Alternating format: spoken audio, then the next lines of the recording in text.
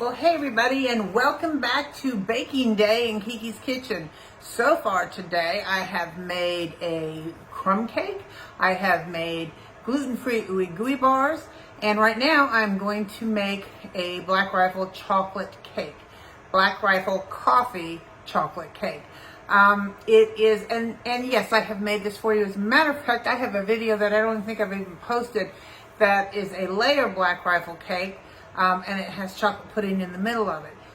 But I don't think I've posted that one yet. However, the reason I'm going to post the same cake is because I want to show you a method. And this is because with Memorial Day coming up, and you know, a lot of people are having big parties, and you want a dessert that will feed a crowd. This is one of them. So this is one of my big sheet pans, right? And let's see. Because your next question will be, what size is that? And I don't know. The interior looks like it is 11.5 by, well, exterior is 18. So this is about 12 by 18. So it's the big one. So what I do is I'm going to double my Black Rifle cake mix. You can do this with the red velvet cake, and it fits perfect on this pan. So what I'm going to do, and I like to be able to lift it out and put it on a board when I'm finished. I will show you that part of that. So parchment always allows you to lift it out. And just like I've shown you in the other two cakes, you want to put it in here and mark out your corners. Kind of score it with your fingernail, mark out your corners. Be careful not to rip your paper with your fingernails.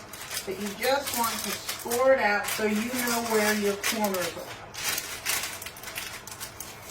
I have a teapot that's about to scream in my ear. All right. So now if you can see that, you can see where the corners are. What I'm going to do is I'm going to go in on an angle and cut in on my corners so they will fold in on themselves. So this is the fourth time I've showed you this today, so you're going to be like, all right, Kiki, I get it. Let me back you up just a little bit. In. And cut in. Then I want you to spray your pan. I'm going to take this over to the sink. Hang on. Spray the sides and the bottom. Now, obviously your parchment is going to prevent your cake from sticking. This is basically to hold your parchment in place. So put it in here where your corners are, press it down, and it should fold right into itself. See? Ta-da! Perfect.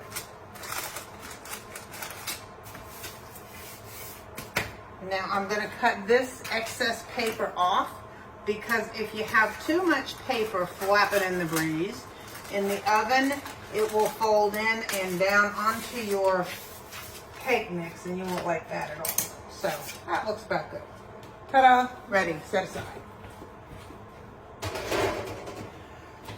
Okay, so this is another one that starts with a cake mix. I don't think I need this for the moment.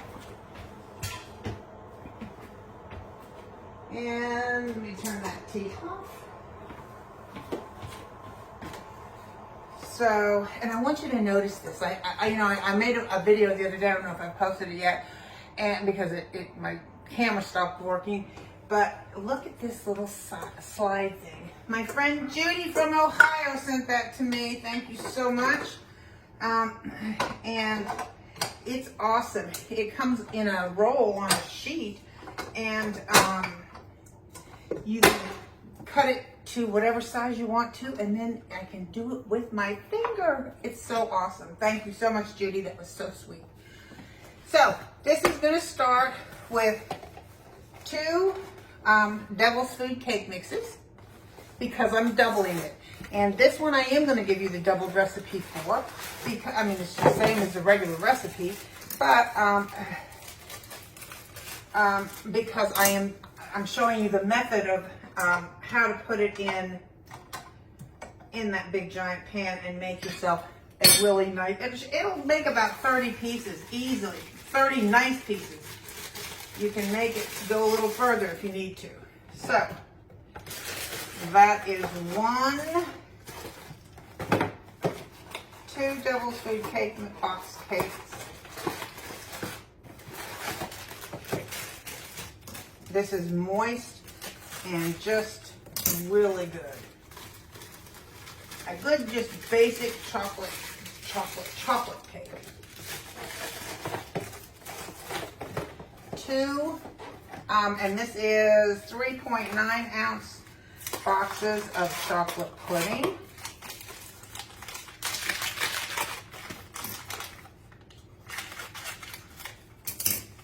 And that's instant chocolate pudding. That'll be the next question. Rarely do I use anything but instant. And so if I don't say it is instant, I would definitely specify if I was doing a cook and serve kind of a pudding. So we got 2 of these. I took my paddle out after I struggled to get it in there. I took it out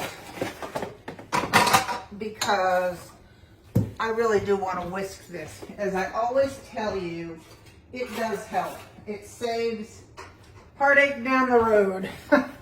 It acts kind of as a sifter when you do this. And you kind of start out better with everything mixed. So just a quick little whisk is a good little thing. So back in here she goes. And back on you go. And to that, I'm going to add 2 sticks of butter.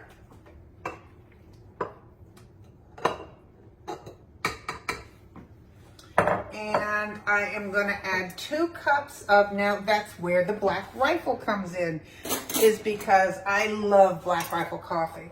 My husband never drank coffee in his life until he was the one who discovered Black Rifle.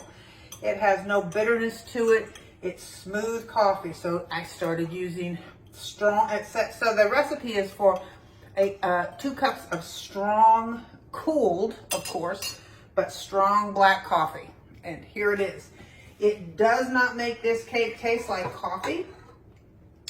It really does not make this cake taste like coffee. It makes the cake taste like deep chocolate. So that's a good thing. So let's see. Let's get this going, and once we get this mixed in, we'll add our eggs. We want 4 eggs. Whoops, I have to look. Do I want 4 or do I want 8 eggs? I almost made this 4 eggs for one of the cakes, but I'm doubling it, so I want 8 eggs. Think about how rich this cake is. Let me crack those and I'll bring them right back. Okay, can you see down in there? It is real, it almost looks like a brownie mix. It's still so thick. So we're going to start adding our eggs. 8 eggs, one at a time. And I don't know if you can see the difference in color there, but I've got 4 farm fresh eggs and 4 eggs from the grocery store. And I'm telling you, the difference in color is just amazing. So I'm gonna add 1, let it break.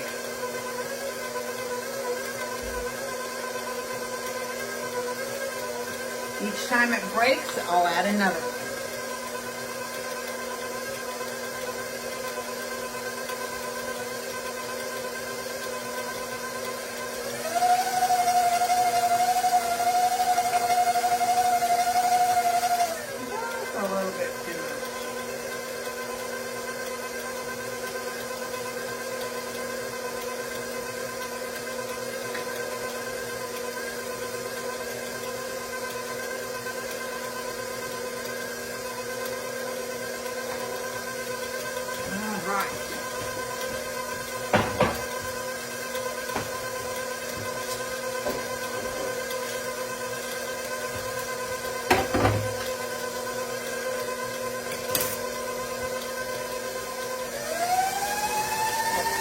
it out just a bit.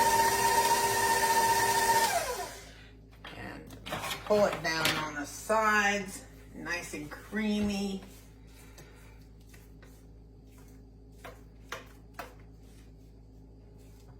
Let's move that beater down. Back just a little bit. You know, this would help.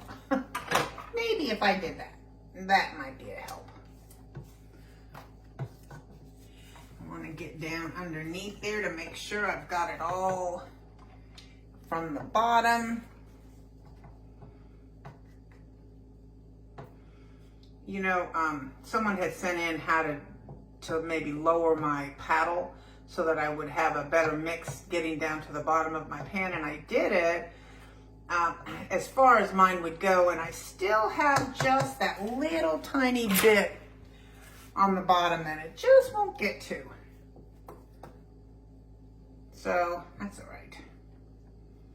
I appreciate, you know, when you guys tell me things like that, it's awesome, you know, because it's great to learn new things. So let me just whip this one more time.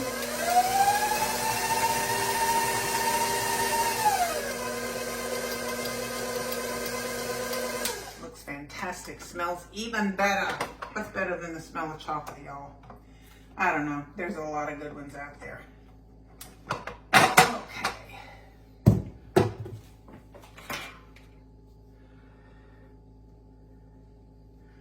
Scoop this off of here. Let me just get this all prepped so you don't have to watch and I don't have to run this longer than I think so. Okay. So we're going to take this and I'm going to back you up a little bit so you can see the whole thing. And I'm going to start at one end and go right down the middle. I'll spread it to the sides from the middle.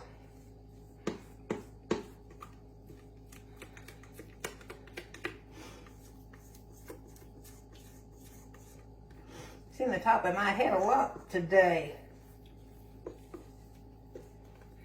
My hand's always at the bottom of a baking dish, isn't it? All right. I'm going to put a chocolate buttercream icing on the top. But with this, and when I do this one and my red velvet cake like this, I don't frost the sides. I just frost the top of the cake. That's all it needs. Okay, so now let's just start inching it out to the sides and in the corners.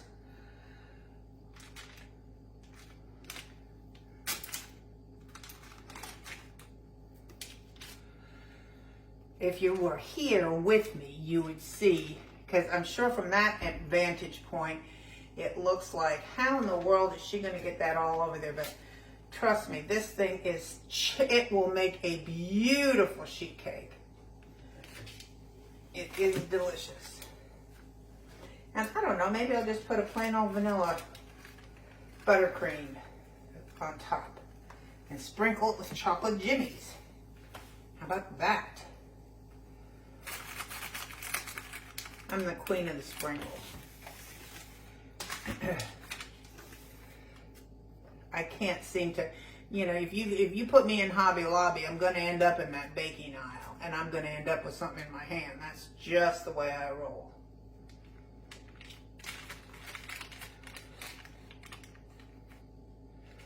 All right, up to the corners, always in the corners, to the edges.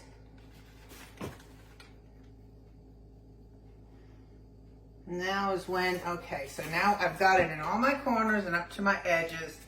So now I just want to get it as level as I can. See, I've got a high spot here. So I'm just pushing it back. You do the best you can, folks. I tell you this all the time. We're not professionals, but we can get the job done, right?